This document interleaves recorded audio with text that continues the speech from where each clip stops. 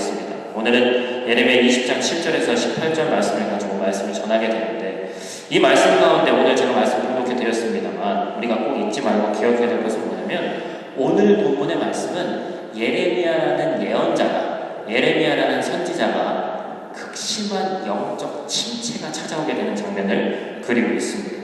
예레미야는 예루살렘 북동쪽에 있는 한 촌에서 제사장, 몰락한 가문인 제사장의 아들로 태어났다고 제가 말씀드렸습니다.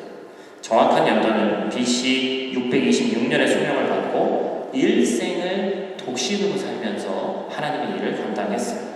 예레미야는 예언자로 활동을 하면서 자기의 행복을 추구하는 일이 없었고, 곧이곧대로 하나님의 말씀을 곧이곧대로 각색하지 않고 전한 예언자다, 이렇게 이야기할 수 있습니다. 예언자들, 선지자들의 주된 사역 중에 하나가 뭐냐면, 회개하고 다시 한번 하나님께로 돌아오라고 얘기했을 때 그런 말을 선포하는 것이, 회개하라고 하는 것이, 그러니까 다시 말하면 일반 사람들이 그냥 듣기에는 좋지 않은 얘기를 많이 하는 게 예언자의 사역 중에 하나입니다.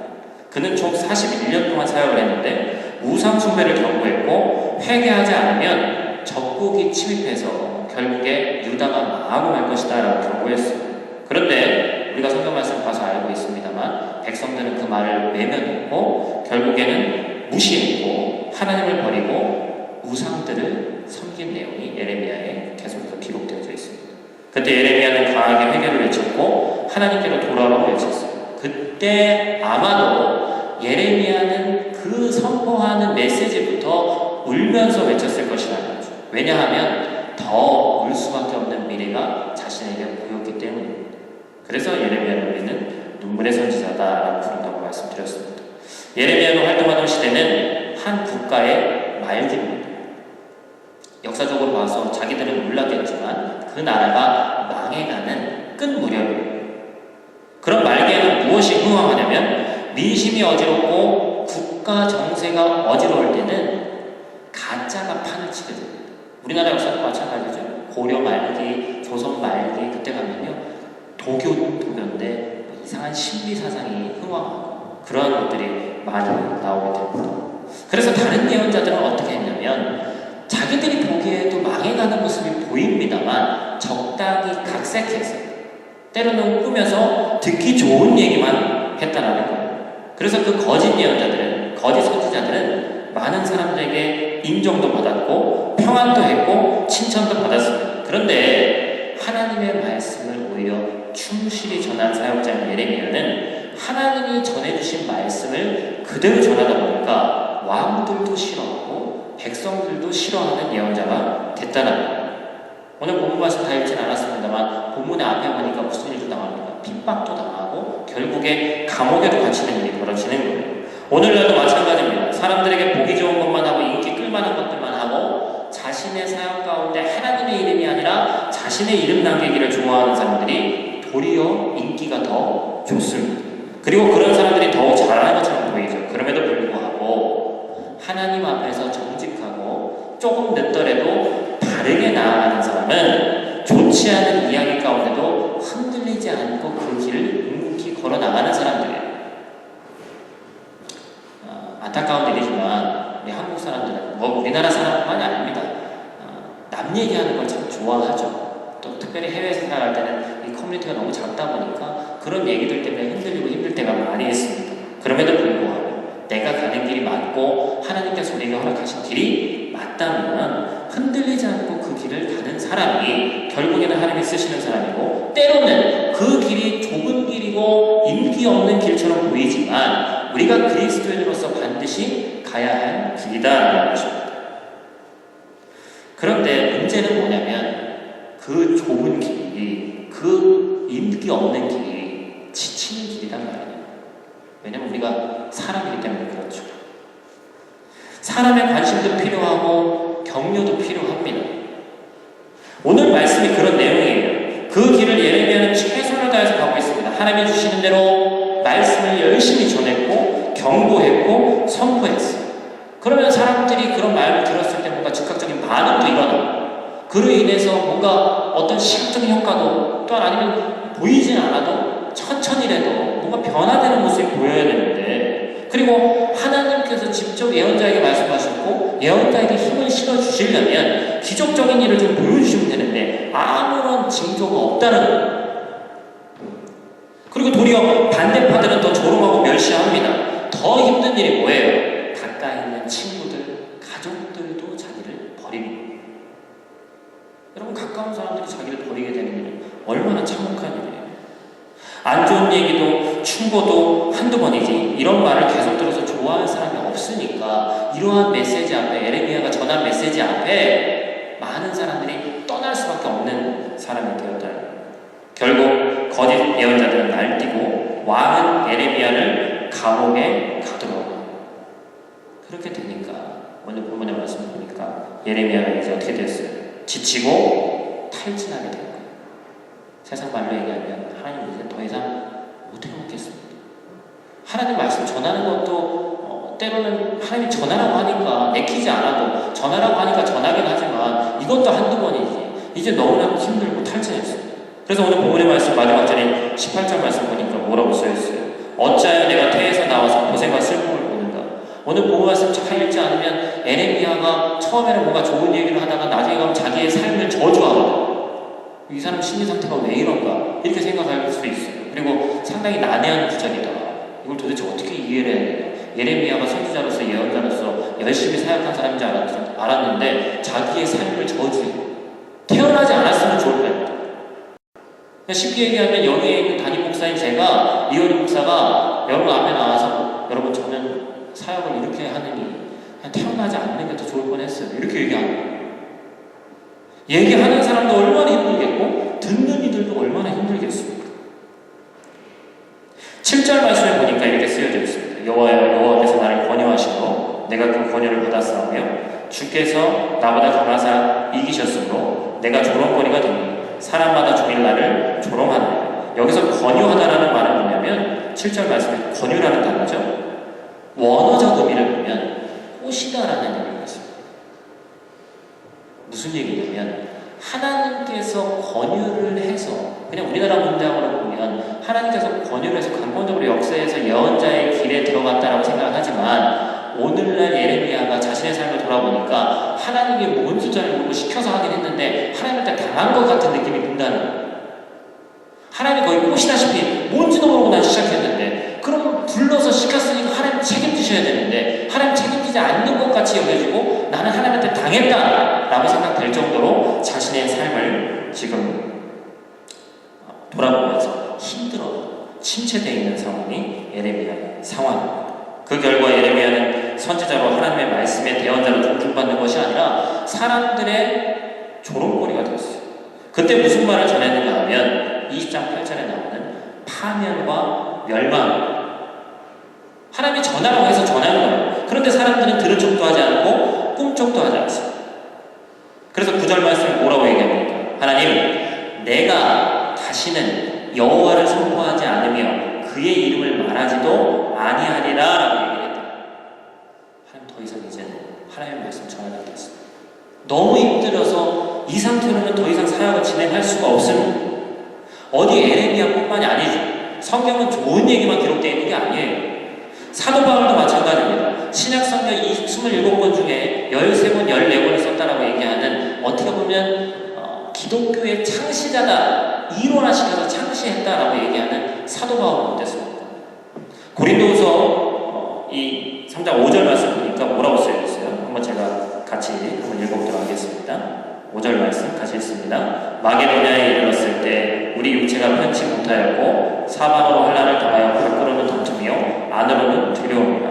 사도 바울이 일전에 고린도전서를 함께 나눴습니다만 고린도 교회의 문제는 뭐였냐면 사도 바울같이 성경을 13권, 14권 쓴 사람이 목회를 하면 그 교회는 엄청난 변화가 일어나고 다 성령 받아야 되는 거예요. 말씀을 선포할 때마다 앉아있는 모든 사람들이 한 명도 빠짐없이 다 회개하고 하나님 만나는 역사가 일어나야 되는 거예요. 더군다나 초대교회입니다. 성경을 쓴 사람입니다. 근데 그런 일이 벌어졌다는 겁니까?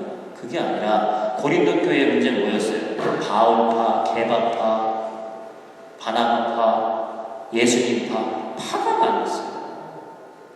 인간적인 생각으로는 이해가 되지 않는 일입니다. 관계는 악화되고 영적 영적으로 충만해야 되고 은사가 많이 있었음에도 불구하고 그 은사 때문에 분쟁이 일어났던 교회가 고린도 교회예요. 심지어 바울은 언면이 없기로도 유명합니다. 원래 글을 잘 쓰는 사람이 말까지 잘하기는 쉽지 않죠. 두 개 다 잘하는 사람도 물론 있습니다.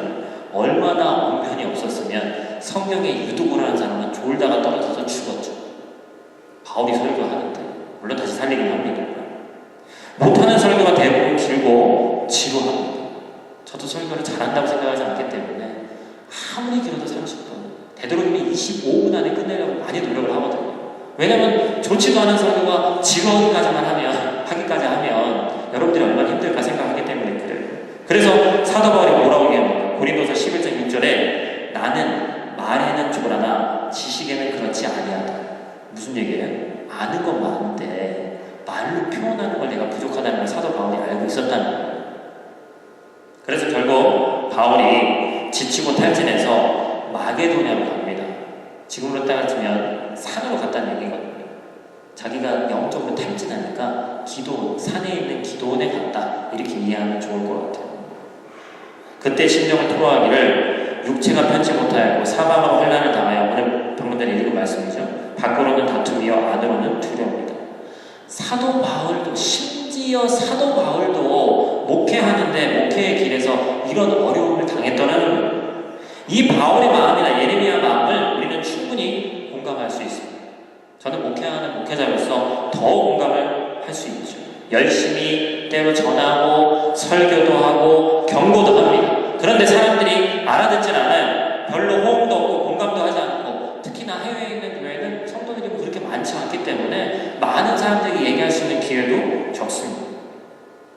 그러면 하나님은 무슨 징조라도 주셔야 되는데 아무런 징조도 없어요. 그러니까 세상이나 이웃이나 사람들이 더 하고 싶은 대로 할 수밖에 없는 상황입니다. 더 무시하는 거예요. 그럴 때 목회자들이 사역의 한계를 느끼게 되는 겁니다. 그래서 오늘 본문의 말씀에 예레미야가 이 예언자의 삶을 포기하겠다고 선언하는 것이고 사도 바울도 밖으로는 다툼이고 안으로는 두려움이 나고 탈진이 이 지점에서 일어난다고 얘기를 하고 있어요. 이것이 단지 목회자에게만 속하는 일인가? 그렇지 않습니다. 직장을 다니는데 승진은 되지 않고 또한 직장 동료들에 의해서 뭔가 안 좋은 소리를 들을 수도 있어요. 또한 사업을 하는데 너무 안 됩니다. 머리의 생각으로는 잘 돼야 될 때인데 잘 되지 않는 경향이 많이 있어요. 세상 사람들처럼 머리 좀 써서 하고 싶은데 그래도 신앙인의 양심이라는 게 있기 때문에 적당히 편법도 쓰면서 하면 참 좋을 것 같은데 그렇지 못하는 경우가 많다는 겁니다. 그럴 때 많이들 하는 소리가 있습니다. 주변에서 이렇게 얘기하죠. 너만 교회 다니냐? 좀 적당히 해라. 왜 그렇게 유난 떨고 너만 예수 믿냐? 이게 다 뭐예요? 비아냥거리고 조롱하는 겁니다. 다른 사람들은 잘 살고 다 나만 빼고는 다 잘 풀리는 것 같은데 나만 이러고 있는 것 같고 뒤처지는 것 같이 느껴질 때가 있더라는 겁니다. 사람들은 이 시점에서 육적 침체와 더불어 우리 믿는 사람들은 영적인 침체가 이 시점에 찾아오게 된다는 거죠. 그래서 그 좋던 신앙도 싸늘하게 식어지고 탈진 상태에 빠지게 됩니다. 그때 모든 사람들이 그 일을 그만두고 싶은 생각에 사로잡히게 되죠. 힘을 잃게 되고 초심을 잃게 되고 용기를 잃게 됩니다. 그런데 문제는 어디에 있냐면 그만두고 싶다고 해서 그만둘 수 있는 것이 아니더라는 것이죠. 이것이 바로 모든 사역자 또한 하나님 안에 있는 자녀들의 고민인 겁니다. 오늘 본문 말씀 보니까 9절 말씀 후반부죠.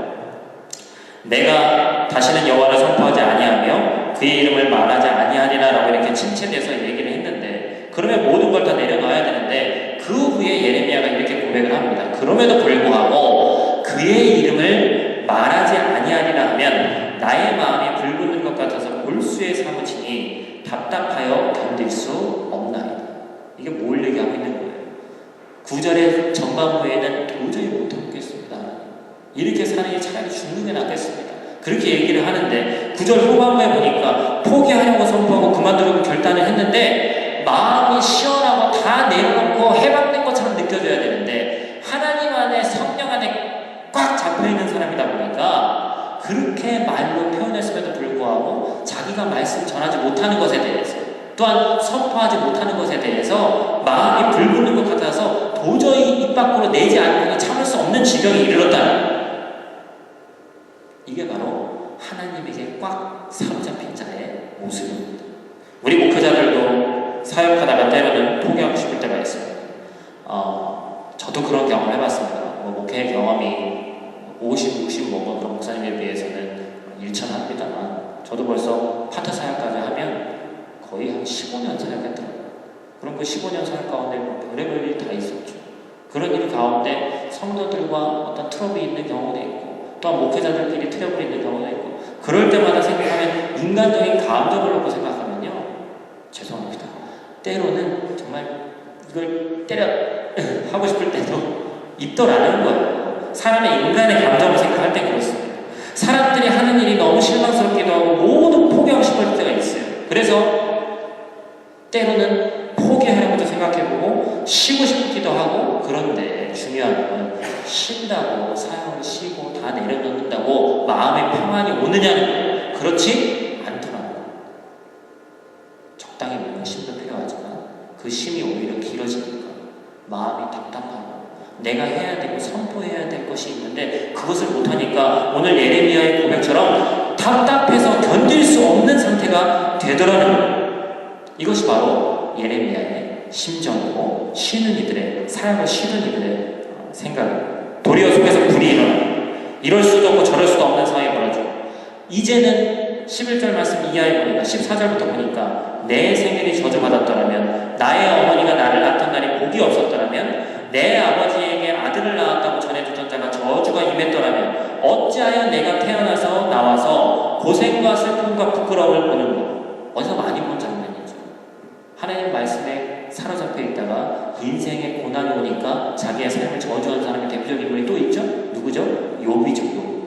욥과 같은 모습을 보이고 있습니다. 한참 고난스러울 때 생을 저주한 것과 같습니다. 많은 사람들은 욥은 의인이다. 그래서 그 고난 가운데서도 묵묵히 이겨냈고 하나님한테 의인이라 칭함받을 정도로 그런 삶을 잘 살았다. 물론 고난 가운데 잘 견뎌냈어요. 근데 성경 말씀 잘 읽어보면 욥도 자신의 삶을 저주합니다. 차라리 태어나지 않았으면 좋을 것 같다. 예레미야 같이 예언자고 선지자 그런 사람이 영성이 충만하고 경건한 사람도 때로는 이렇게 탄식하고 삶을 저주한다는 거예요. 여기에 포인트가 있습니다. 욥도 자신의 생일날을 저주했고 심지어 주님도 나에게서 이 겟세마네 동산에서 기도하실 때 이 잔을 거두어만 갈 수 있으면 거둬달라고 얘기했어요. 힘든 것을 힘들다고 얘기했다는 겁니다. 우리가 한참 잘못 알고 있는 게 있습니다. 성경에서 그렇게 쓰여져 있지가 않은데 유교적 문화의 영향인지 모르겠는데 특히 남자분들 어때요? 사나이는 태어나서 몇 번 울어야 된다?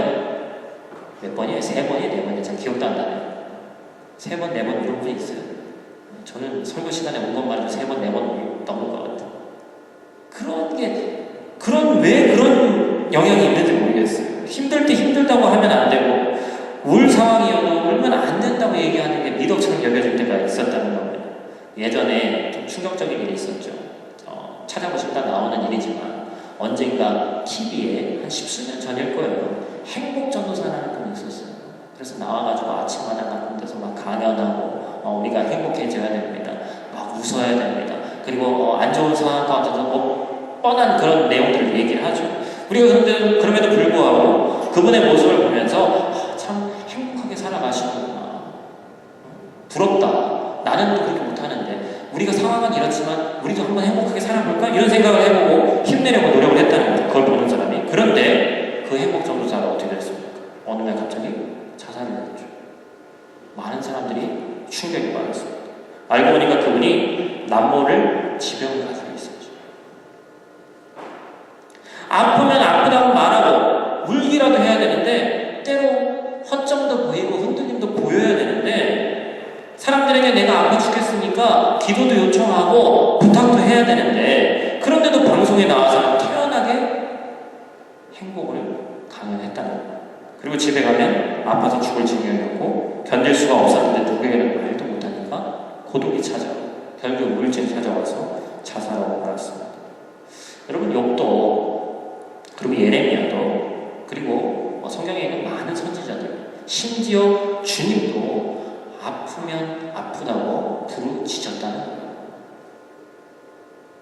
여러분 아프고 힘들 때 하나님께 탄원해야 됩니다. 힘들다고 얘기해야 돼요. 못 견디겠다고 얘기해야 되고, 때로는 하나님 나에게 이 일을 왜 시키셨냐고 물어야 돼요. 소리내어 물어야 돼요. 우리들이 살아가다가 한때 흔들리고 침체에 빠져 허덕이는 것은 부끄러운 일이 아닙니다. 사람이기 때문에 당연히 그럴 수 있는 거예요. 욥이 그랬고, 베드로도 그랬고, 예레미야가 그랬고, 예레미야가 그랬습니다. 우리가 때로 침체로 인해서 바닥을 짚고 그 바닥에 잠시 주저앉을 수 있지만 결국에 다시 앉아 있었어야 다시 힘을 충전해서 다시 일어날 수 있는 힘이 생긴다는 것입니다. 사람은 흔들리는 게 정상입니다. 그래야 뿌리가 깊어집니다. 들꽃은 바람에 흔들리면서 자라고 꽃이 핍니다. 예레미야는 이렇게 부르짖었습니다. 나는 하나님에게 속았습니다. 하나님이 나를 꽃이다시피 불러낸 게 아닙니까? 하나님이 하나님대로 세상에 그대로 외치지 않았습니까? 13절 이하에 나오는 문구들은 차라리 태어나지 않는 것이 더 좋을 뻔했습니다. 그러기 상태의 예레미야를 그리고 있지만 모든 원망과 자기의 삶을 원망하는 듯한 그 글의 끝에 예레미야가 자신의 삶을 내려놓았냐? 그렇지 않았다는 것이죠. 그는 삶의 치열한 고뇌와 고통의 끝에 그 삶의 임계점에 다다르게 됩니다. 제가 임계점에 대해서 뭐라고 주보 앞에 제가 써놨죠. 칼럼에도 적어놨습니다만 과학 용어 중에 임계점이라는 단어가 있어요. 쉽게 말하자면 어떤 물질이 어떠한 점에 다다르면 그 성질이 변하게 되는 거예요. 액체에 물이 있는데 반드시 그 전에 물론 전조도상은 있습니다만 100도가 돼야 기체로 다해서 날아갈 수 있는 성질의 변화가 되는 거예요. 99도 정도로 적당히 변해야 되는 것이 아니라 100도가 돼야 된다는 거예요. 적당히 변해서 되는 것이 아니라 완전히 변해야 된다. 우리가 잘 알고 있는 시로 이루어져 있는 성경이 있습니다. 바로 뭡니까? 시편이죠. 그런데 여러분 시편의 거의 대부분을 다윗이 썼어요. 어떤 가운데 썼습니까? 고난이 당하고 힘들고 사업에 쫓겨서 죽음 앞에 놓여져 있을 때 쓴 시가 시편입니다. 거의 대부분의 내용이 그런 상황에도 불구하고 감사하는 내용이 쓰여져 있습니다.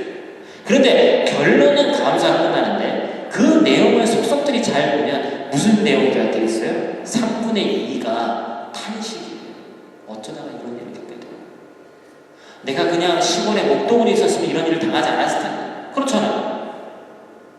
기름 부음 받아서 왕이 되는 것이 아니라 자기는 양치고 잘 있었는데 어느 날 하나님께서 불러서 왕이 됐는데 내가 그냥 평범한 사람이 있었으면 그러지 않았을 거 아니에요. 때로는 삶이 후회될 수도 있고 하나님 안에 있는 자녀가 되는 것이 때로는 후회가 되는 일이 있었을 수도 있습니다. 우리는 하나님 자녀의 자격으로서 하나님 앞에서 탄식할 수 있습니다. 때로는 본문의 예레미야처럼 우리의 삶을 저주할 수도 있습니다. 왜냐하면 그 모든 것이 이 얘기를 들었으면 하는 대상이 누구예요? 하나님이시라는 거죠. 왜? 하나님은 모든 것을 이해하실 수 있고 우리 아버지 하나님은 넓은 가슴을 갖고 있기 때문에 그러한 것을 다 이해하실 수 있는 하나님이라는 걸 아는 거예요. 그래서 예레미야는 하나님의 넓은 품에서 한없이 울면서 탄식하는 내용이 오늘 본문의 말씀입니다. 인생 가운데 고생이 끝없는 것 같습니다.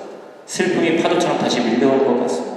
자랑스러운 일보다는 부끄러운 일들이 더 우리 주변에 많이 있는 것 같아요. 그럴 때마다 우리가 믿는 사람으로서 갖고 있는 특권은 우리 아버지가 하나님이시기 때문에 하나님 앞에서 울면 되는 거예요.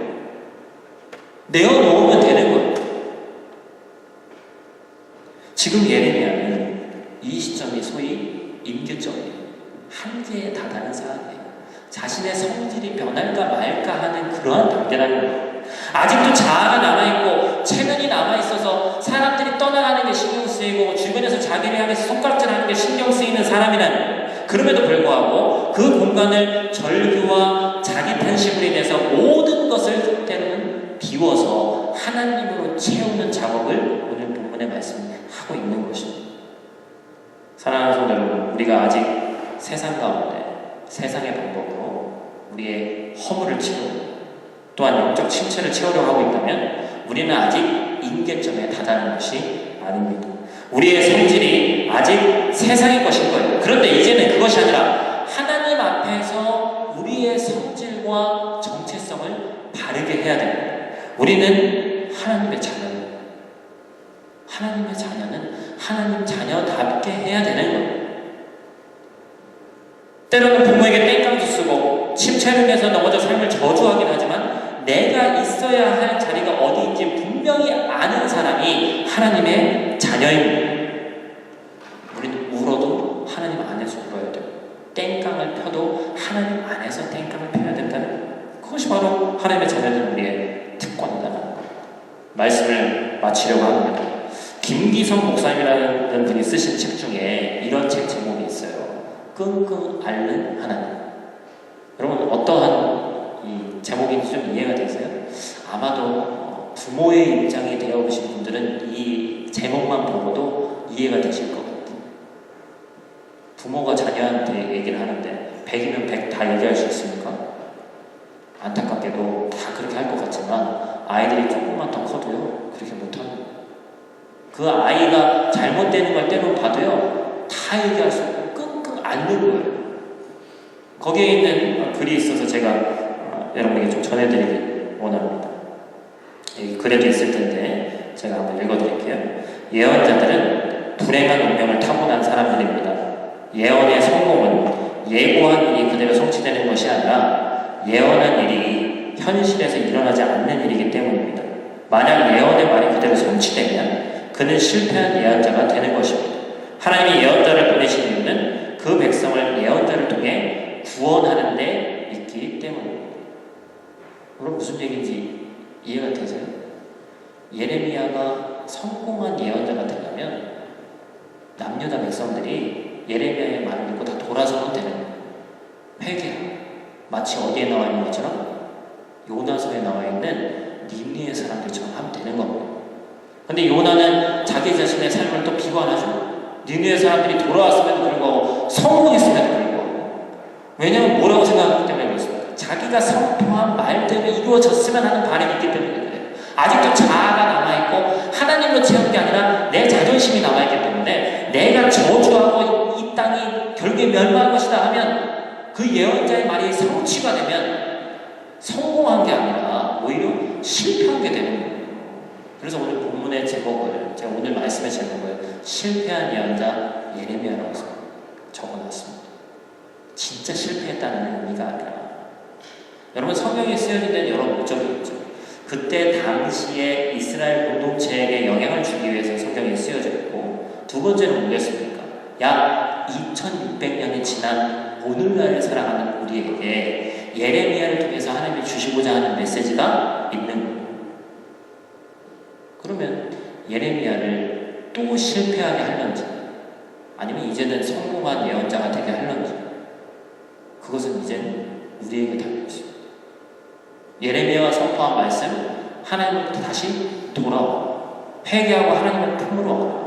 결국에 너희들이 그렇게 가다가는 멸망할 터인데 그 멸망의 길에서 다시 돌아와라. 회개하라. 180도 턴해서 하나님에게 돌아와라. 그것이 결국에 예레미야 선지자가 얘기하는 내용이었고 그가 성공한 예언자가 되려면 이제 우리가 우리의 마음을 돌이켜서 여호와께로 다시 한번 나아가면 됩니다.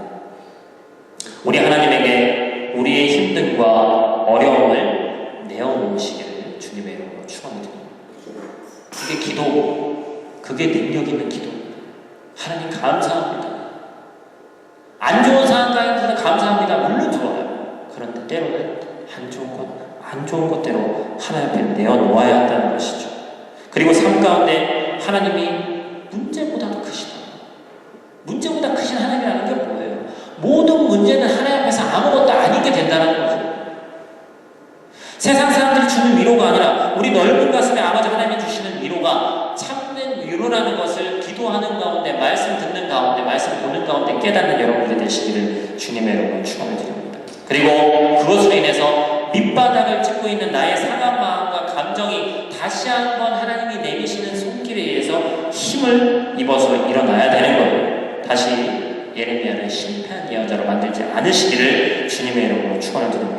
내가 쓰러진 그곳에서 나를 강하게 하는 분이 하나님이라는 사실을 잊지 마시고 이번 한 주 그 하나님을 의지하고 승리하는 여러분들 되시기를 주님의 이름으로 축원을 드립니다.